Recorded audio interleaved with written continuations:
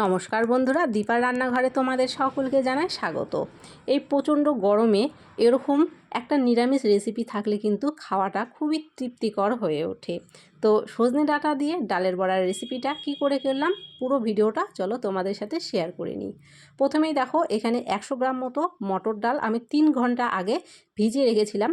ডালটাকে তারপরে 4-5 বার জল পাল্টে পাল্টে ধুয়ে নিয়েছি, খুব ভালো করে পরিষ্কার করে জলটা ছেঁকে নিয়েছি।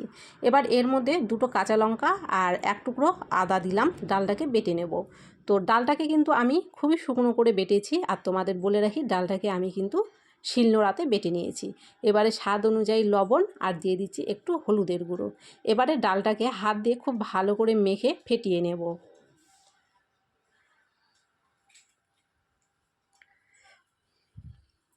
ডালটা কিন্তু খুব ভালো করে ফেটাতে হবে, তাহলে যখন ডালটা আমরা ঝোলের মধ্যে দেব, এই ডালের মধ্যে কিন্তু ঝোলটা খুব ভালো করে ঢুকে যাবে।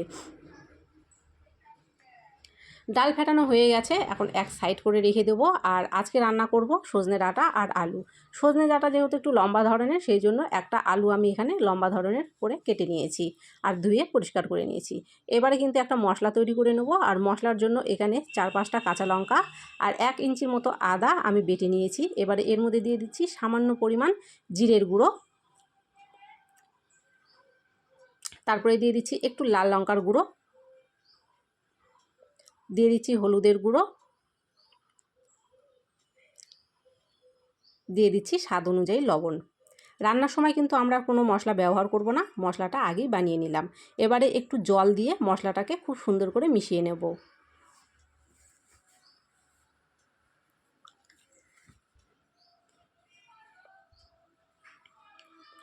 মশলাটা কিন্তু আমাদের রেডি হয়ে গেছে। এখন মশলাটাকে এক সাইড করে রেখে দিলাম, আর এখানে কড়াই বসিয়ে দিয়েছি, দিয়ে দিচ্ছি সর্ষের তেল।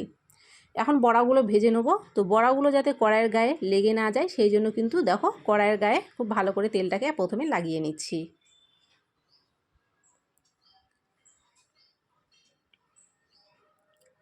তেলটা একটু গরম হয়ে গেলে যে ডালটাকে বেটে ফেটিয়ে রাখলাম, সেই ডালগুলো এখানটায় বড়ার আকারে দিয়ে বড়াগুলো ভেজে নেব।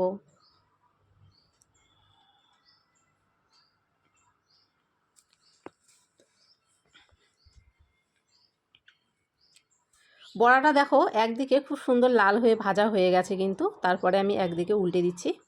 বেশি তাড়াহুড়ো করে বড়া উল্টানোর কিন্তু কোনো দরকার নেই, না হলে বড়াগুলো ভেঙে যেতে পারে। একদিকটা যখন লাল হয়ে যাবে, তারপরে আরেক দিকে উল্টে দিলে কিন্তু দেখবে বড়াগুলো ভাঙবেও না, আর খুব সুন্দরভাবে কিন্তু ভাজা হয়ে যাবে।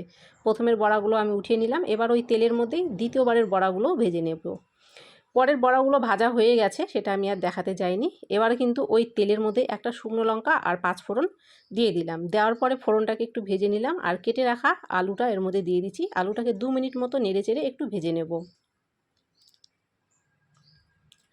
আলুটা একটু হালকা ভাজা হয়ে গেলে এখানে সজনে ডাঁটাগুলো দিলাম। সজনে ডাঁটাগুলো 1 থেকে 1.5 মিনিট নাড়াচাড়া করে নেব, কেননা সজনে ডাঁটা ভাজার কিন্তু কোনো প্রয়োজন পড়ে না। এবারে যে মশলাটা আমরা বানিয়ে রেখেছিলাম, সেই মশলাটা দিয়ে দিলাম, আর মশলার বাটিটা ধুয়ে একটু জল দিয়ে দিলাম। আর একটা ছোট সাইজের টমেটো আমি কেটে রেখেছিলাম, সেটাও দিয়ে দিলাম। এখন ভালো করে কষিয়ে নেব। 1 মিনিটের জন্য এটা আমি ঢেকে দিচ্ছি। 1 মিনিট পরে দেখো ফিরে এলাম। এখন নেড়ে চেড়ে মশলাটাকে খুব ভালো করে কিন্তু কষিয়ে নেব।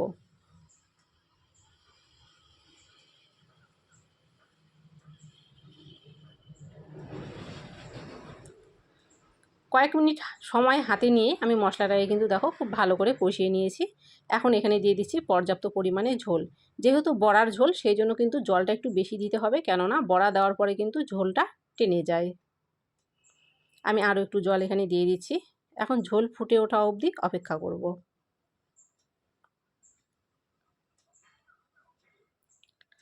তো তোমরা দেখতে পাচ্ছ ঝোল কিন্তু খুব ভালো করে এখানে ফুটে গেছে, আর আমি আলুটা ভেঙে দেখিয়ে দিচ্ছি। দেখো আলু কিন্তু সেদ্ধ হয়ে গেছে। আলু সেদ্ধ হয়ে গেছে মানে সজনে ডাঁটাও কিন্তু সেদ্ধ হয়ে গেছে।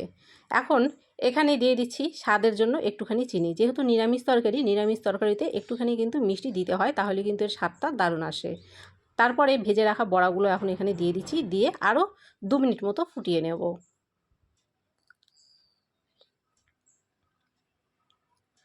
ঝোলটা কিন্তু দেখো অনেকটাই শুকিয়ে এসেছে, আর নামিয়ে নেওয়ার পরে কিন্তু আরও একটু টেনে যাবে। এরকম অবস্থায় কিন্তু দিয়ে দিচ্ছি ঘি। এখানে আমি গরম মশলা ব্যবহার করছি না, কেননা আজকের ঝোলটা আমি খুবই হালকা পাতলা করছি, সেই জন্য একটুখানি ঘি এখানে দিয়ে দিলাম। তোমরা চাইলে এখানে গরম মশলার গুঁড়ো ব্যবহার করতে পারো। রান্নাটা কিন্তু আমাদের হয়ে গেছে, নামিয়ে নিয়েছি। তো আজকের এই নিরামিষ রেসিপি তোমাদের কেমন লেগেছে অবশ্যই কমেন্ট করো। ভালো লাগলে অবশ্যই একটা লাইক করে ভিডিওটাকে শেয়ার করে দিও।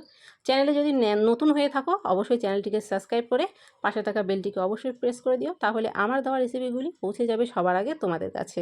আর কমেন্ট করতে কিন্তু একদমই ভুলো না, কেমন হয়েছে অবশ্যই আমাকে কমেন্টে তোমাদের মতামতটা জানিও।